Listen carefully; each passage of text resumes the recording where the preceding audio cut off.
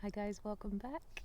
I'm Jess, this is the Scapegoat Club, and today I wanted to get into what psychological abuse really means.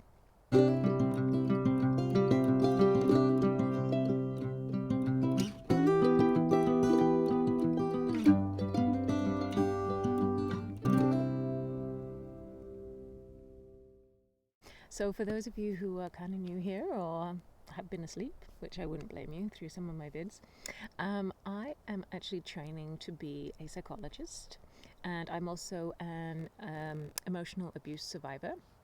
I have a very toxic and dysfunctional family. I might talk about narcissism. I don't know that they're narcissistic for sure. There's a lot of debate around the use of the word narcissism, so I'm just going to use it interchangeably sometimes. I'm going to talk about some narcissistic behaviors, but really I'm talking about toxic and dysfunctional and psychological abuse. So I'm studying to be a therapist, and one of the most common therapies is cognitive behavioral therapy, or CBT. Some of you may or may not have heard of it, some of you may or may not have had any. That's not really the point of this video, but what the point is that I'm learning about we have thoughts and behaviors, or thoughts lead to troublesome behaviors, and that is when people end up in therapy. So when we think about mental illness or mental health, one of the things we think about in that is what's called kind of difficult or problem cognitions, problem thoughts.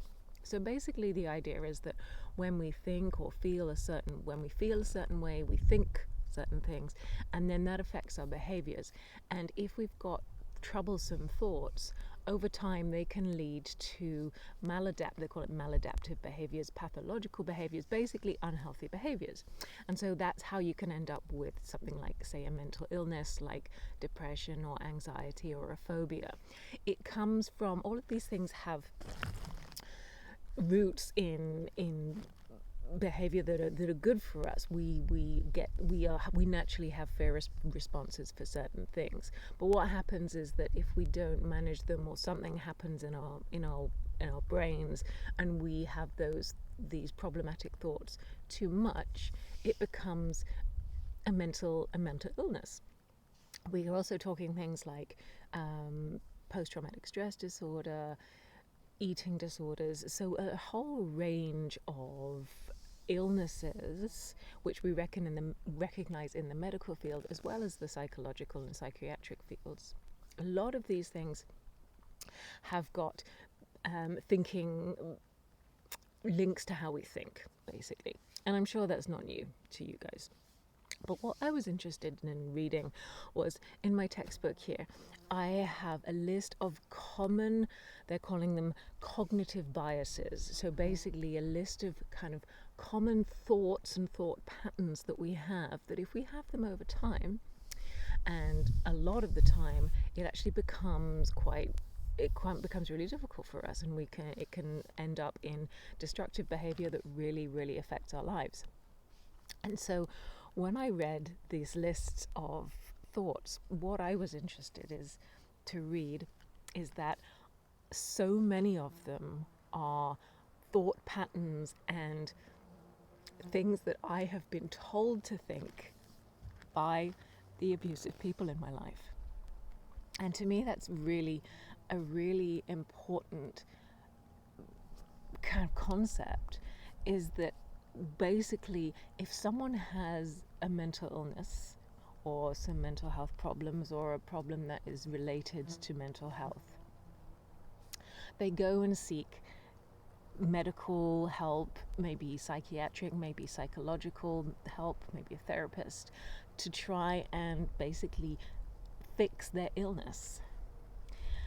And so if we had a situation where a person was inflicting a physical pain on someone, so that they then had to get medical help, then we would really see that link, and we would know that that was physical or some kind of abuse. And it's interesting, I think, well, for me anyway, that I didn't really make this connection, because I didn't know really what psychological abuse was. And so the idea is that if someone is consistently over time giving you or saying things to you or affecting how you think in a way that it will negatively affect your thought process and then your behaviors, then that's really scary. That is psychological abuse.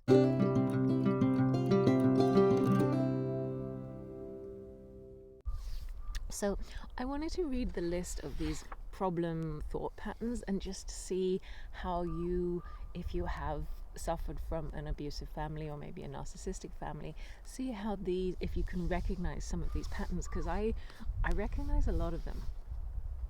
So some of these common cognitive distortions. Dichotomous thinking, that's a big word. Basically, it means kind of all or nothing thinking. Black and white, always, never. And I found that with a lot of the difficult people in my life. There's no middle ground. It's their way or not.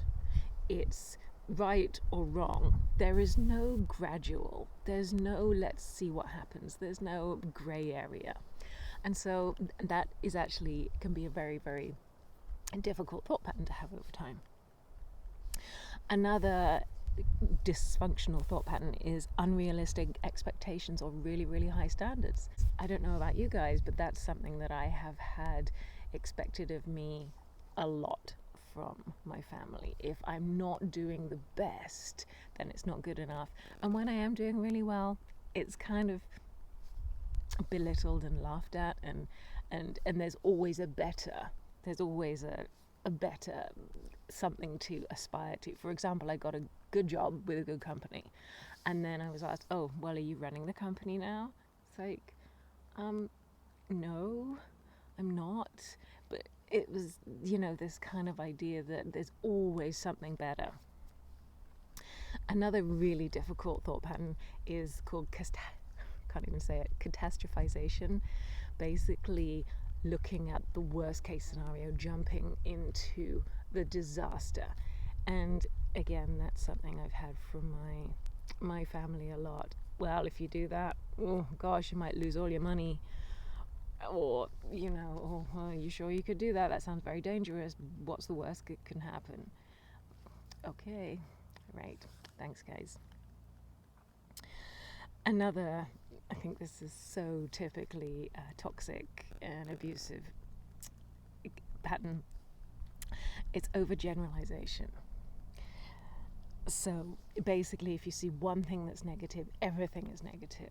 If I did one thing that someone didn't approve of, it would always be pulled back. It would always be pulled out, and it would be noticed. The good things wouldn't be noticed, but the bad thing was. And I think especially if for us scapegoats in the family where we just can't do anything right, you know what I mean, we're walking on eggshells, and we have an accomplishment, but it's missed within all the other things that we did that weren't right.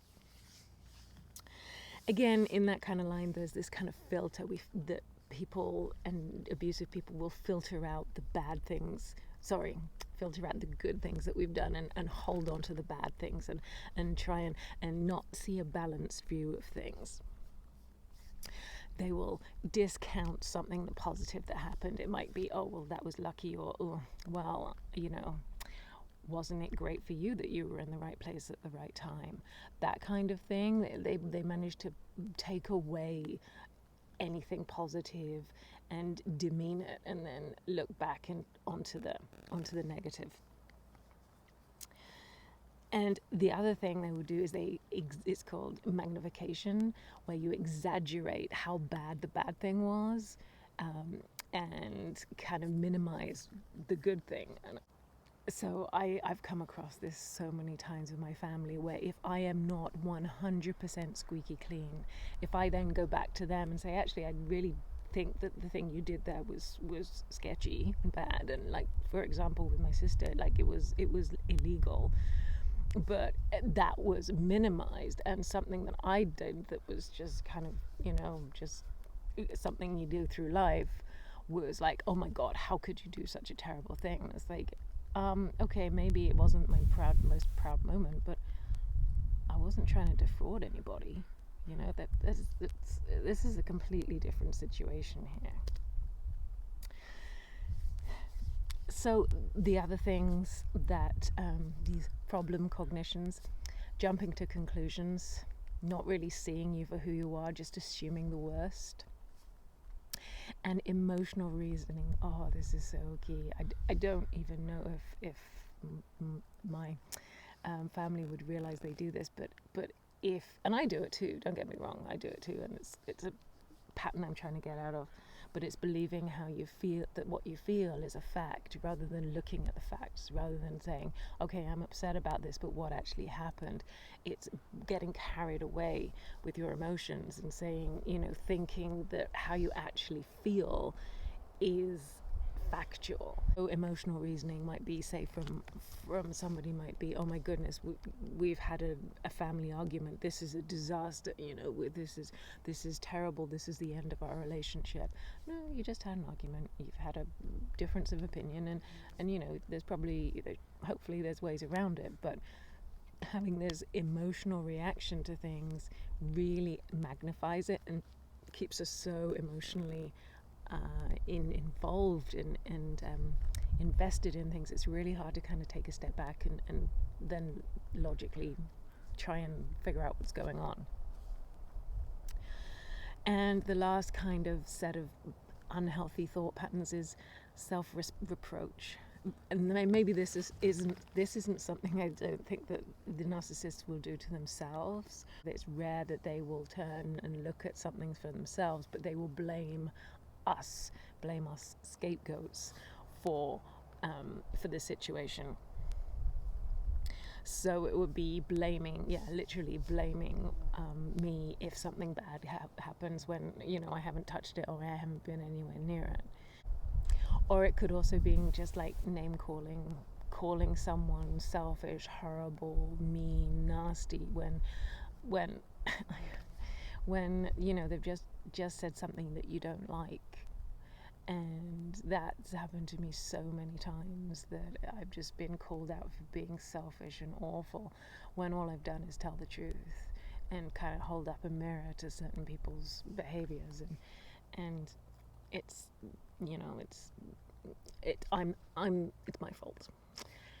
So I don't know if you can recognize any of those strategies in something that, or any kind of abuse that you've been having from any relationships.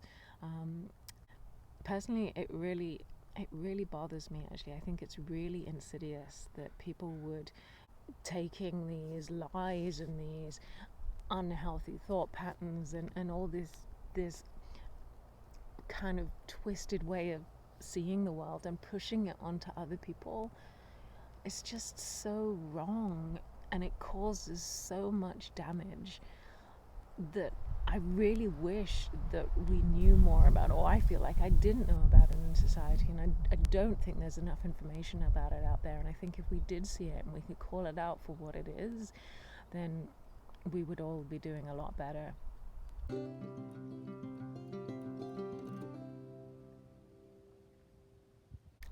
And so if you are dealing with this kind of abuse, these people kind of pushing these unhealthy thoughts onto you, I think there's a couple of ways of dealing with it. If you can distance yourself from it as much as possible, then I think that is one of the best ways. If you can't, and I understand that you can't get away from some relationships, I think really just understanding what's happening then and putting up these mental barriers to not take that on board, to not take what they're saying in to your brain and take that on. Don't blame yourself when they blame you. Don't look at it in that black and white way. Know there's a middle ground.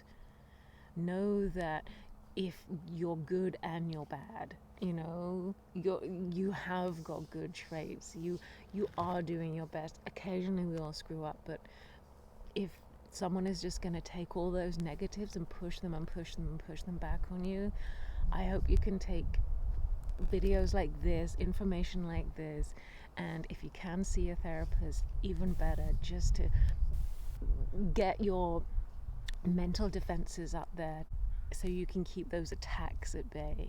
And if you have been dealing with this your whole life, and then they become very ingrained, these thought patterns, and we do take them on. So I hope you're able to go, and if you can, access some help, talk to a therapist and try and rewire some of these thought patterns. It is definitely possible, and it really does help. So I hope the video was useful. Let me know what you think, and like and subscribe. I do have a Patreon account if you'd like to help me on my way through college to become a therapist, to try and wage my war against the toxicity in this world. Thanks so much for being here. Please take care of yourself, friends, and I will talk to you again very soon. Bye for now.